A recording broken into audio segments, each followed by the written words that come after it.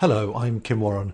The UK Department for International Development has recently commissioned a series of pilot studies to examine the possibility that system dynamics can help in their planning and management of their Aid for Trade programme. And in this presentation, I'm just going to summarise what we have been doing with one of those pilot studies. There's a series of more detailed presentations that explain exactly what's been going on inside each element.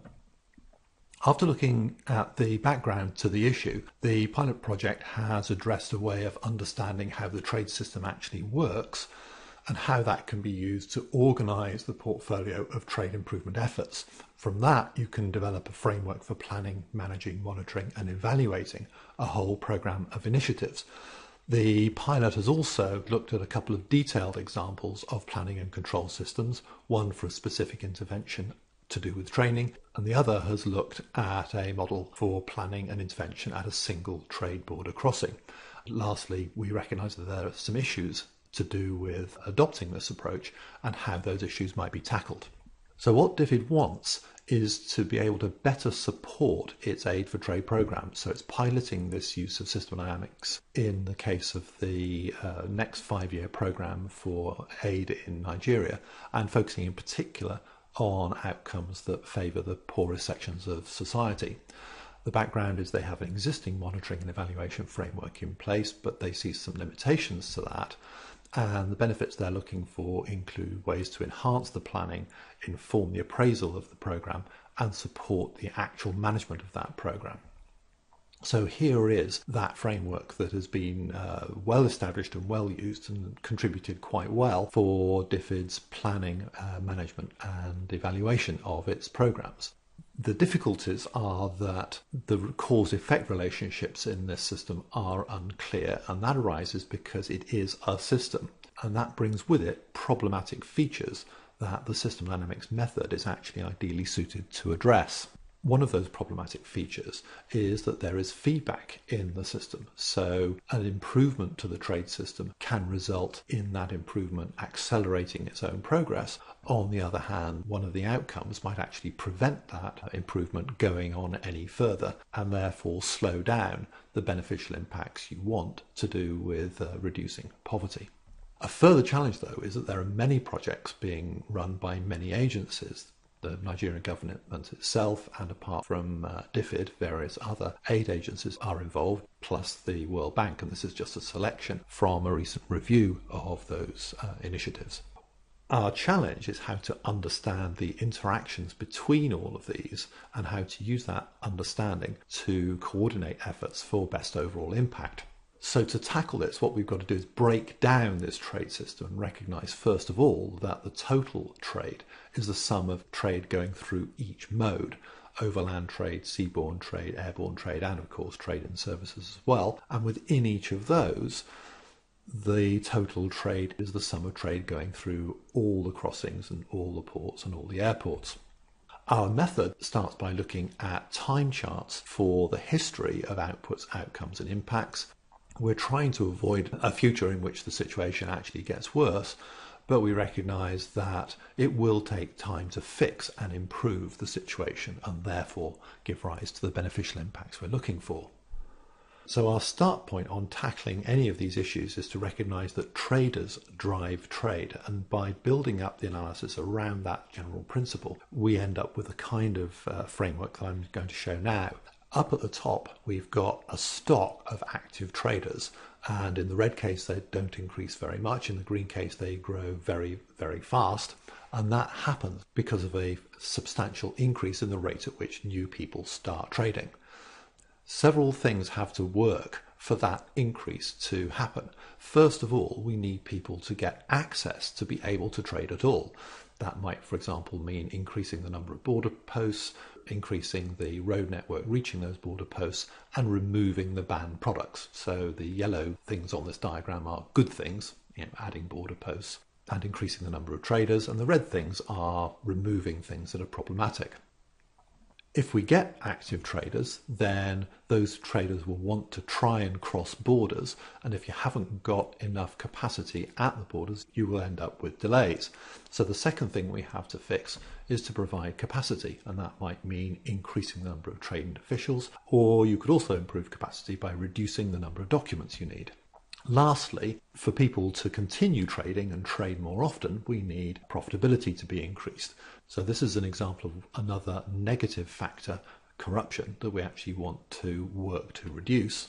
If all that goes well, we get more traders trading more often, and that results in increasing trading volume and value. We can adopt the same principle and add other enablers and disablers and replicate this approach for other types of border. So using this model allows us to start unpacking some of the complexity in what is genuinely a complicated system. If we were to extend this approach across the whole program of initiatives and efforts from all those agencies, where we might end up is with a summary understanding of what each of those initiatives is doing across all the different types of crossings and borders. Some of those initiatives are enablers and are very local, so a particular new crossing or port, and some are rather more general, such as training staff or increasing access to finance. We might also end up with a category of disablers that we're working to remove, removing products from a list of items that are banned for export, or reducing the number of documents you need to cross the border.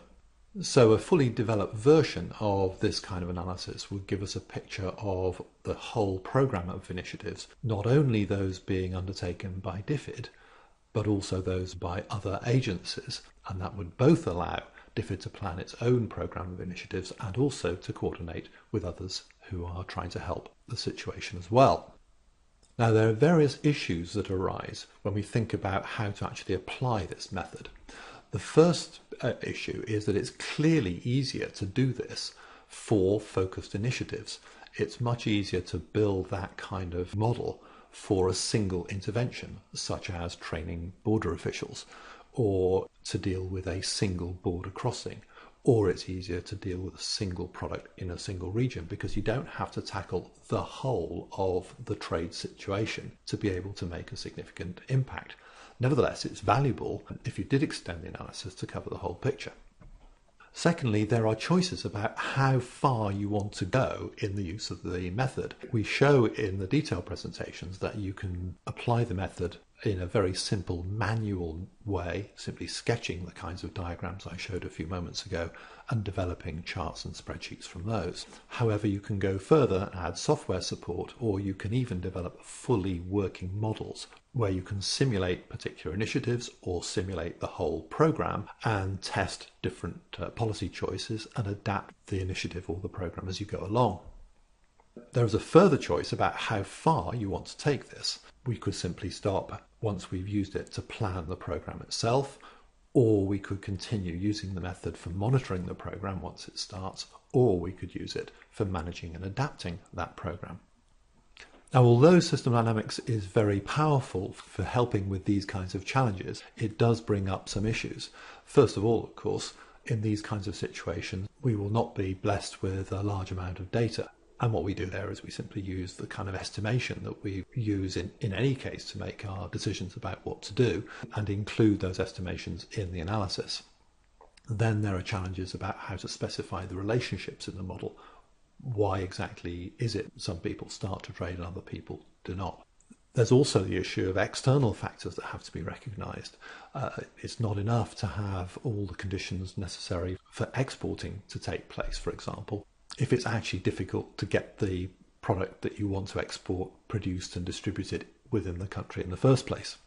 Then there's the issue about just how far to push the analysis. Where are the model boundaries here? When is enough analysis enough? There are also process issues involved here. The first is to recognise that we're trying to actually improve the system. We're not just trying to avoid making mistakes. We want the thing to actually work better, which means that there will be continuous improvement and adaptation to the model and to what we're actually doing. And that is only going to be possible if we involve others who are part of the same system, in particular the partners that we work with to implement the initiatives that we're trying to pursue. So as I say, this is simply a summary. There are more detailed presentations. The first goes into more detail on the background to the project and lays out this principle of the architecture of the trade system.